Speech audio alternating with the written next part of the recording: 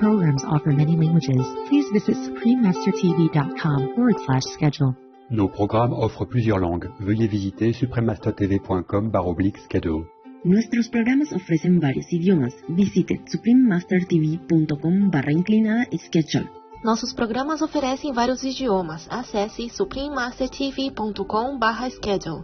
हमारे कार्यक्रम पेश किए जाते हैं कई भाषाओं में। कृपया देखें suprememastertv.com/schedule。我们的节目提供多种语言，请看 suprememastertv.com/schedule。Rancangan kami menawarkan banyak bahasa. Sila kunjungi suprememastertv.com/kehadapan-schedule. مراكزنا متوفرة بالعديد من اللغات. يرجى زيارة suprememastertv.com/schedule. Наши программы предлагают много языков. Пожалуйста, посмотрите suprememastertv.com/schedule. Нашите предавания предлагат много езици. Моля вижте suprememastertv.com/schedule. So if you don't keep these basic precepts, then no matter how long you meditate, it just keep leaking out, gone to the Maya power. The Maya will take it and use it to harm you and harm others as well.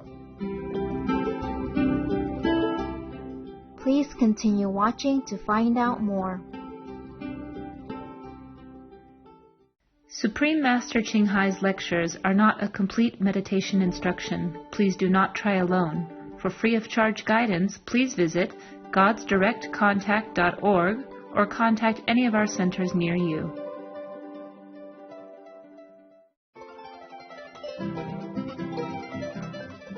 Today's episode will be presented in English with subtitles in Arabic.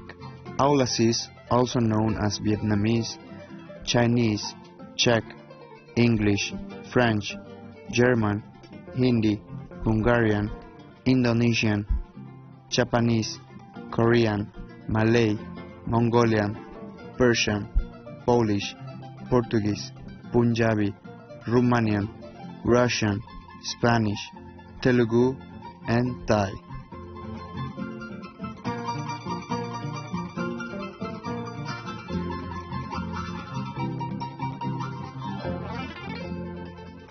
Saludos afectuosos espectadores amantes de la paz. Mi nombre es Silvio de Ciudad del Este, en el acogedor Paraguay.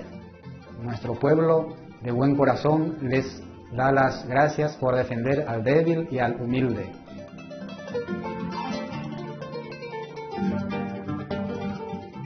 Paraguay, en lengua indígena, significa río perteneciente al mar.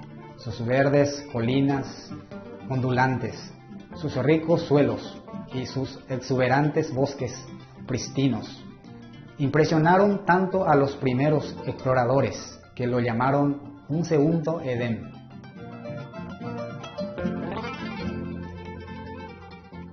Numerosos grandes ríos, lagos cristalinos y humedales exuberantes han nutrido una civilización notable con un rico patrimonio artístico. Paraguay también comparte el segundo acuífero de agua dulce más grande del mundo, el acuífero Guaraní, con 3 países vecinos.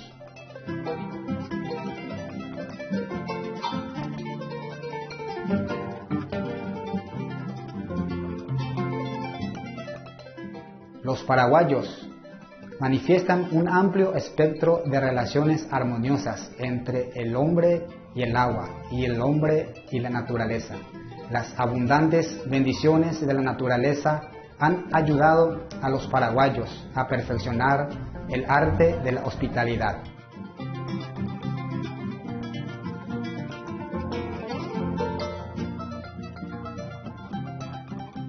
Es una alegría compartir un vistazo del colorido Paraguay con ustedes. Apreciados espectadores, les deseamos profundo amor desde el corazón de nuestro pueblo.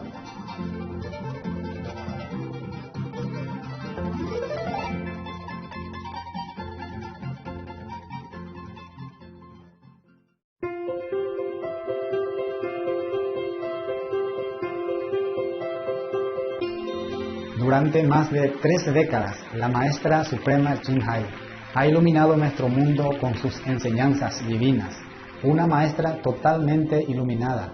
Ella imparte el método Kuan Yin de meditación a aquellos que desean descubrir inmediatamente la naturaleza de Dios interna y alcanzar en una vida la liberación eterna del ciclo de la transmigración.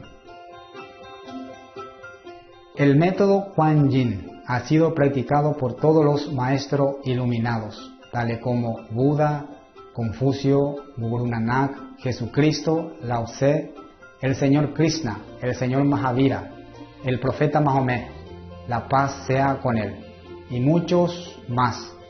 Ella enfatiza que si siempre recordamos a Dios, ofrecemos servicio desinteresado a otros y seguimos las leyes del universo, alcanzaremos nuestro potencial más elevado como humanos y aprenderemos verdaderamente nuestro propósito en la tierra. La Maestra Suprema Jinhai es un extraordinario ejemplo viviente de compasión, enviando frecuentemente asistencia material y financiera, además de amor a los refugiados y a los desamparados, a las víctimas de desastres naturales y a otros que necesitan ayuda. La Maestra Suprema Jinhai está profundamente agradecida con el amado Dios por toda la ayuda financiera, consuelo y apoyo para los afligidos y necesitados, y cualquier buena causa a través de los años, como una humilde receptora para su compasión y amor hacia sus preciados hijos. La Maestra Suprema Jinhai recibe apoyo y amor de numerosas organizaciones de medios de comunicación, gobiernos y personas individuales, así como muchos galardones de su parte, como por ejemplo el Premio Guzzi de la Paz 2006, considerado el Premio Nobel de la Paz de Oriente, el Premio al Liderazgo Mundial Espiritual en 1994, el Premio Mahavir en el 2008, la proclamación de los días 22 de febrero y 25 de octubre como Día de la Maestra Suprema Jinhai, nombrada Ciudadana Honoraria de los Estados Unidos, etc. Y ha sido honrada a través de los años con otros numerosos premios y galardones por sus excepcionales obras filantrópicas y humanitarias.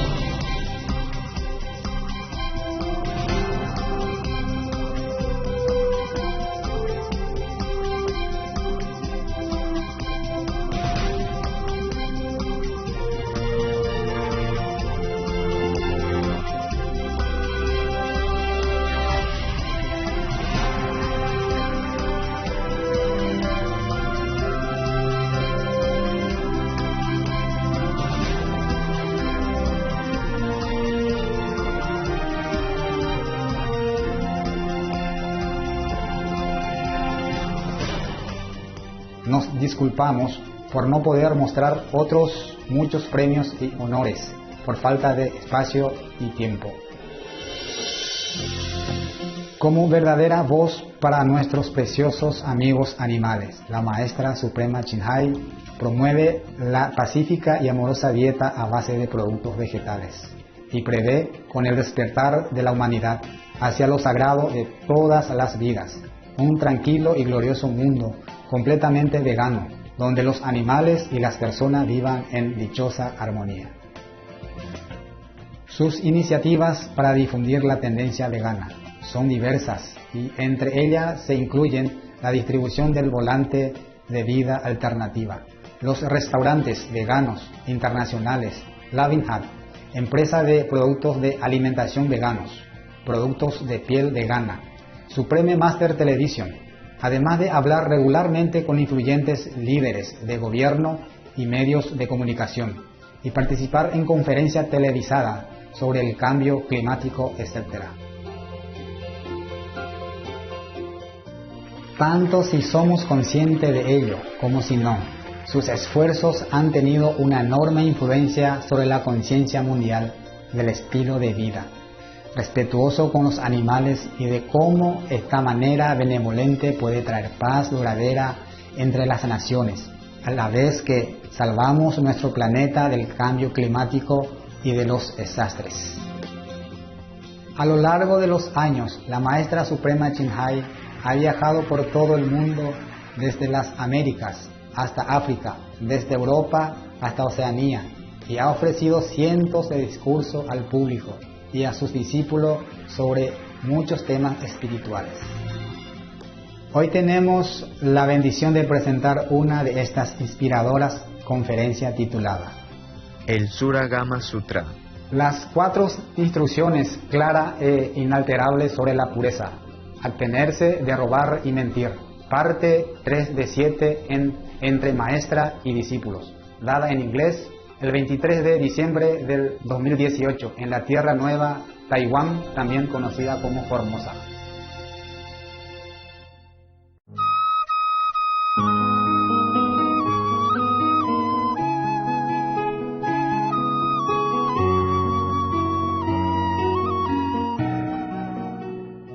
All right, continue with the Buddha. If one does not practice any of these token renunciations of the body on the causal level, then even if one realizes the unconditioned, one will still have to come back as a person to repay one's past debts, exactly as I had to undergo the retribution of having to eat the grain meant for horses. The Buddha had to one time eat the grain that meant for horses or other food meant for horses for 3 months. Probably because he has a little bit of debt he did not pay. But if he had probably burned the incense on his body, then he has paid the debt. Then he didn't have to do that. You see, Buddha very compassionately explained all this, and he even confessed his own debt at his own expense, not wanting the disciple to worship him as a perfect, flawless, enlightened being, but still has some debt to pay from the past life. But this is a Maya arrangement that way, so that the Buddha had to have some debt. Otherwise, how can a Buddha ever had any debt? He's been a Buddha for, you cannot even count how many eons or kalpas already passed. He even confessed that. He has mentioned that if you burn a candle or incense or finger or one incense stick, even one incense stick on their bodies, anywhere, he didn't say on the head, but on their bodies, and then will in that moment repay their debts from beginningless of time. That's why I became a monk, in case I have debt, a lot of debts before. So I guess I'm free of debts now, and all the karma is yours. Yes, yours karma on me, because I have burned the incense, not just one incense, but 3. The Buddha said here, that means I don't have karma. Actually, before that, before I became official monk, I was in some ashram, yeah. You know, walking, going from one ashram to another, looking for masters. And several people always look at me and say, oh, you don't have any karma. Look at my hand, or look at my face. So, oh, you have a bodhisattva eyebrow. I don't know what bodhisattva eyebrow look like, but I did have it according to them. And look at my arm and my hands. Oh, you have no karma. Not at all. That was before I became a monk. Okay? Yes. And then I became Tibetan monk. And I became Hindu monk. And then finally I became Buddhist monk. I try all traditions. So if I wasn't clean by the Tibetan monk married, then I was clean by the Hindu monks married. If not, then I triple it by become Buddhist monk. So actually I was free of karma. So whatever happened to me is all your fault. Your fault. Lovely karma, yes. It's nice to blame somebody else. It's easy. The most easy way, is to blame everybody else. Yeah. I do the same. It's fun. Okay, now, when, the Buddha continued, when you teach people in the world to cultivate samadhi, they must also cease stealing. This is the third clear and unalterable instruction on purity given by the first come one and the Buddhas of the past and the honor ones in the past. I mean, many Buddha. One Buddha after another, all the Buddhas teaching this way, all the saints, all the first come ones teach this way. The precept is important. That's why even if you become a monk or not even you burn incense, you still need to take precept. You take the precept so that you always go straight, I give you only 5 precepts and you complain and sometimes you don't keep some of it. If you become a monk, 200 something precepts, monks and nuns similar, understanding in the Buddhist tradition. I don't want to tell you this because if you know it, you have to keep it. Because you're lay people, so I cannot tell you. You understand me? Yeah. All kind of precepts you have to keep, not just 5 precepts. But these 5 precepts, even as Buddha mentioned here, are the main one. Okay?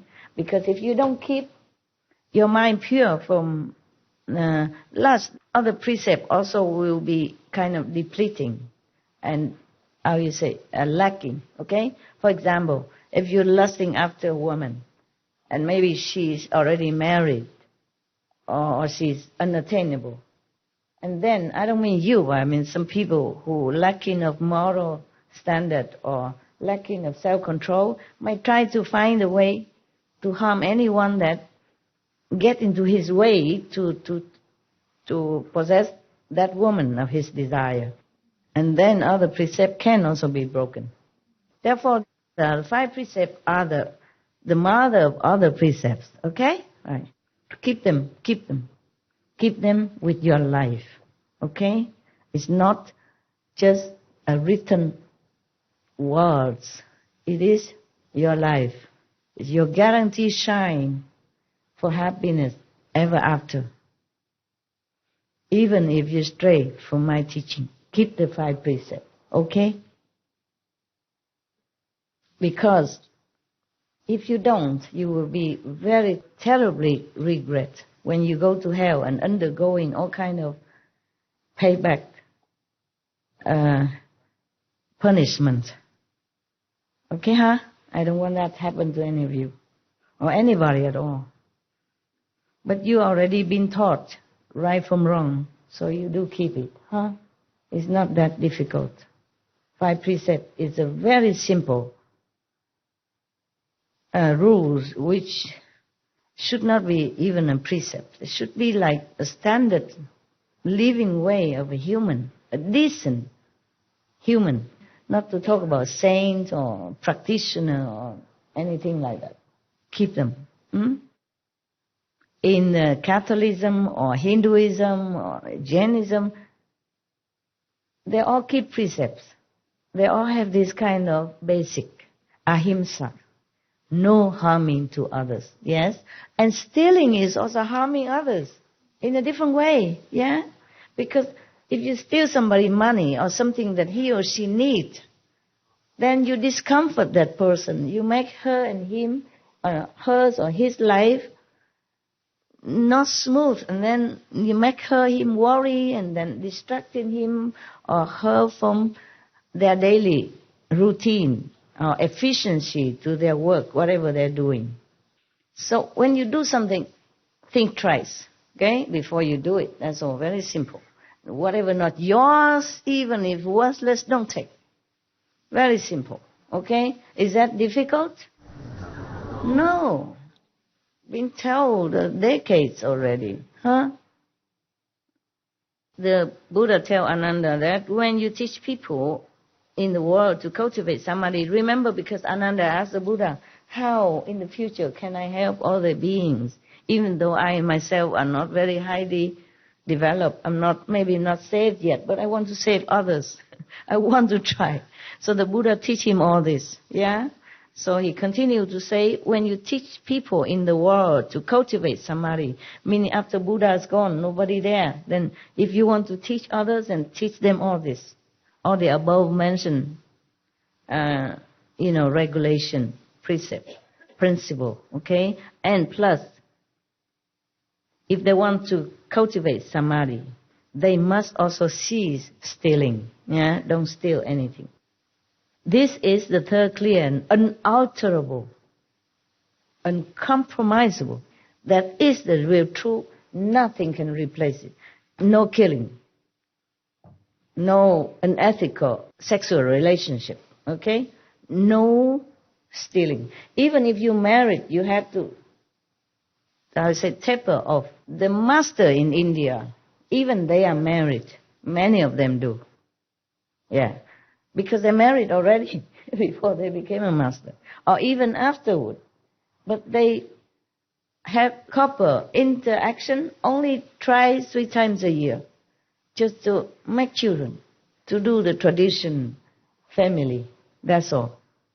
Not because they're lustful after that, just kind of duty. So this is unalterable rules of the universe that you must keep in order to be liberated, with or without the Buddha presence. Now, therefore, Ananda, if cultivators of chant, samadhi, in meditators, do not cease stealing, they are like someone who pours water into a leaking cup and hopes to fill it. I mean, useless, useless. You waste your time. If you pour water into a leaking cup, will the water stay inside? No. So if you don't keep these basic precepts, then no matter how long you meditate, it just keeps leaking out, gone to the Maya power. The Maya will take it and use it to harm you and harm others as well. He may continue for as many aeons as there are fine motes of dust, but it still will not be full in the end. It's like that. If you don't keep the precept, forget your samadhi, forget your meditation. Useless to you. That's what the Buddha said. All right, I say the same. In Thailand, there was one sister. She heard several disciples during meditation, seeing the vision that I was the King Rama V of Thailand. It's not my fault if they saw I was King Rama of Thailand. Understand me? Even if I was. Then she criticized me. Yeah. She said that according to her, any decent man will marry only one wife. The King Rama maybe have more than one wife. I can't remember. Maybe I'm not King Rama. I don't remember how many wives I had. If I did, so what? Okay? So I told her, even if King Rama or I married 100 times, or to 100 women, 100 men, I'm still enlightened. And I'm still in focus of enlightenment. And I'm still in heaven. Even master had to pay some debt, okay? Maybe not for the master himself, but for the disciples, okay? That's number one, okay? Like the Buddha has to eat the horse food, okay? Actually, in some other karma, in some other sutta, they say because of disciple karma, that he had to do that. And no matter what, okay? There's a master business. Your business is just to take your precept, keep it, meditate, and be good, okay? Now, for the poor King Rama of Thailand, he was very famous, very beloved by his people, and he did a lot of good things for Thailand. Very beloved king. And any king who married once or twice or third times, it is tradition. It is obligation.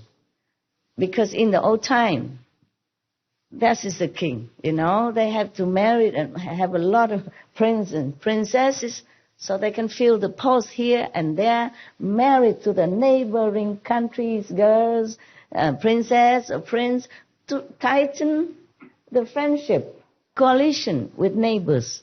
That's how they do it, okay? Not necessarily that the king likes it. And you don't know what the king's heart problem. He may have many wives or concubines, but it works like this. Every night he had to pick up from the unknown, card, okay? Like, for example, I have 2, 3, 4 cards here, okay?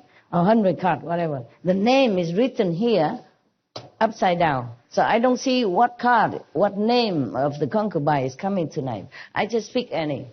Oh, Elizabeth. Okay. And then the eunuch will bring Elizabeth to me, all wrapped in blanket, ready for business. Understand that? Okay. So the king don't even have any emotion involved in hundreds or how many hundreds of concubines. Just a job, just a work. Whether or not he likes that Elizabeth or not like Elizabeth. Fancy sleeping with somebody you don't like. Every night you have to do it. You don't even know her. You don't even know him. Fancy, huh? You like that? No. Even if you like women, you can't just like that all the time, right? It's like a job. And woe to any king who favor just one concubine. Then sooner or later his kingdom falls. You can see that in history. I don't know if your history, but China, for example. Like the Tang, the king of Tang, Ming Huang, he fancy one concubine. He loves only one. And later they hate her. They kill her. And they kill him too. His kingdom gone because of one beauty. Similar everywhere. One time in Vietnam, one king, he loves one of his queens very much. But he had to kill her because it disturbed him too much for his state affair. One time he sent her with a letter, sealed, with the king's seal, and she cannot open. She doesn't know what is inside. Nobody allowed to. He sent her to go to one of his generals with the letter. Inside he said, please kill her so that I will have peace of mind to take care of the country's business. He can't allow himself to be too much entangled in this emotional so-called love affair, even though he's entitled to it. It is very sad, but being a king is not that easy, okay? There's other king also. If he favor one concubine, he's not allowed to.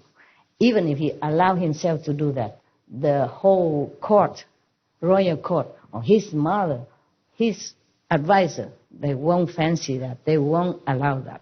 Sooner or later, he has to give her up, or the kingdom will fall because they will not support him. Because other ministers don't support him. Other family, powerful family in the country who offer their daughters to the king will not support him. Do you understand? Yeah. Because their daughters are neglected. And the king were not fair to all of them and fancy only one. then all the people will slowly fall off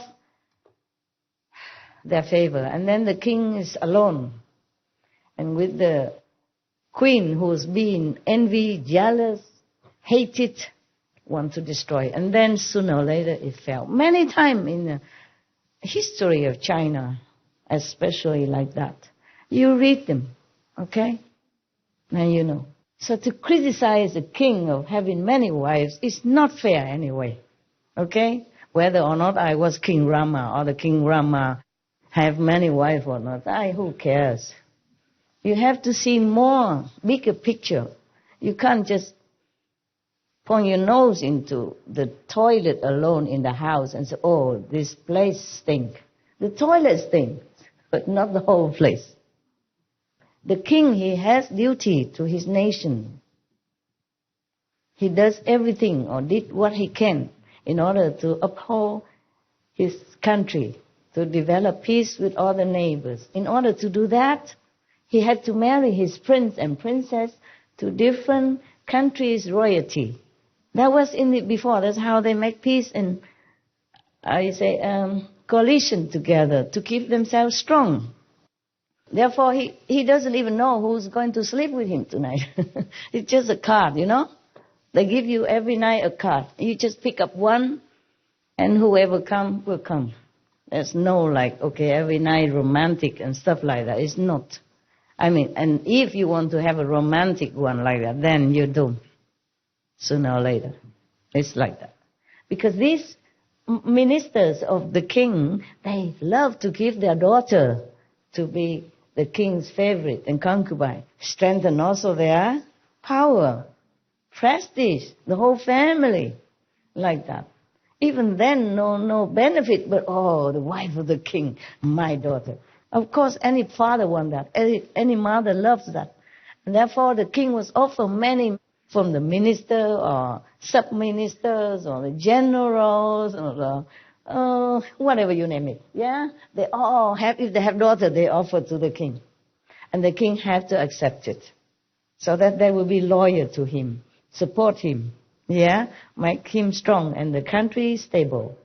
If the king alone, how can he do anything? Yeah? Even though he's so-called supposed to be the most powerful, but he doesn't have anybody support him. The general don't want to protect him. The minister don't want to help him. The ambassadors don't want to make relationship better with the other country. How the kings are going to go on anything? In the old time, relying on that. You see, nowadays we have many more better communication system. Yeah, we can go directly to another country. Being a king, you can go directly, or minister or prime minister, you can go and shake hands with a neighbor country quickly. In the old time, you have to rely on all these supports around you. All support you get. Therefore, he has to have many wives. And he has to be fair to all of them, and that is the rule. He cannot pick one or two or three. Just have to treat all of them. Every night he has to sleep with one different woman. And they take turn, you know. If they have 100, then he has to keep every night one until the 100's done and then return. He cannot have one wife, 2 nights, 3 nights. Just one. He likes it or not like it. It's like that. Even in China history, one king, he cannot have children. It's just like some men don't have children somehow, you know. Maybe their destiny, maybe they are not potent. So that king has no children at all with all his queens and, second queens, third queens, concubines. No one bear him any child. He is impotent. So what they do? Every night or every now and then they make a party in the palace secret chamber somewhere. And they let the young, handsome, able, potent men go into there and have party with the concubines. And then all the children are born from there, become prince and princess, and also marry off outside as a royal members. So the king still can, strengthen his relationship with neighborhood. country, even though he himself has no children. He does that. Very good. You see, so the king cannot even afford jealousy, not possessiveness of any concubine, even though if he is important, he cannot even afford to feel bad and then don't let other men come in and sleep with his so-called wives. He does that for the country.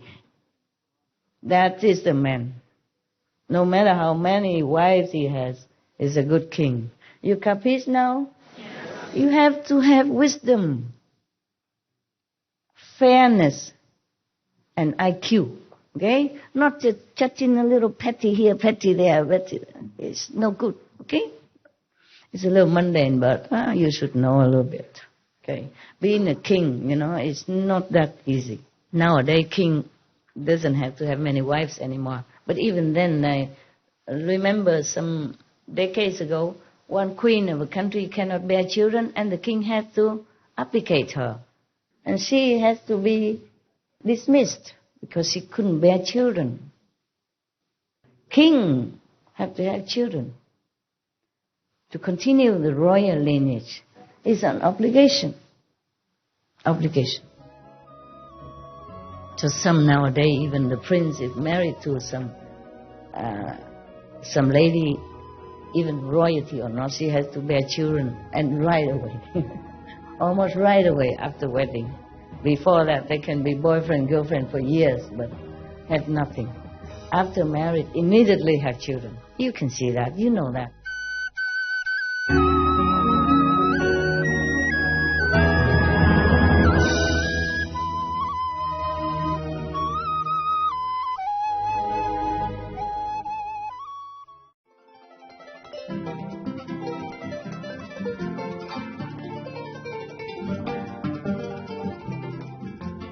Admirables espectadores, gracias por estar con nosotros en el programa de hoy, titulado El Sura Gama Sutra. Las 4 instrucciones claras e inalterables sobre la pureza. Abstenerse de robar y mentir, parte 3 de 7, en Entre Maestra y Discípulos. A continuación viene del sagrado texto de la Hermandad Blanca Universal. La paz deseada, parte 1 de 2, en palabra de sabiduría, justo después de noticias de interés. Siga con nosotros en Supreme Master Television para más programación positiva. Que sus vidas se desborden con las infinitas bendiciones y la gracia de Dios. Admirable viewers, thank you for joining us for today's program entitled The Sura Gama Sutra, the 4 clear and unalterable instructions on purity. Refrain from stealing and lying. Part 3 of 7, on Between Master and Disciples. Coming up next is, from the sacred text of the Universal White Brotherhood, The Desired Peace, Part 1 of 2, on Words of Wisdom, right after noteworthy news. Please stay tuned to Supreme Master Television for more positive programming. May your lives overflow with God's boundless blessings and grace. Our programs offer many languages. Please visit suprememastertv.com/schedule and suprememastertv.com/BMD.